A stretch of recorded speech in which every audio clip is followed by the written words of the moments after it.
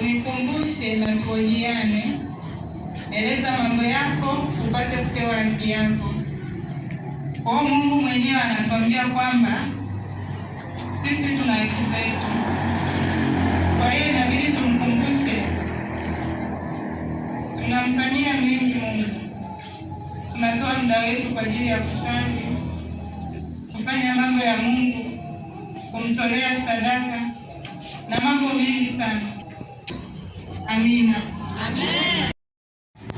Unikumbushe na tuojiane, eleza mambo yako upate kupewa haki yako. Kwa Mungu mwenyewe anatuambia kwamba sisi tuna haki zetu, kwa hiyo inabidi tumkumbushe.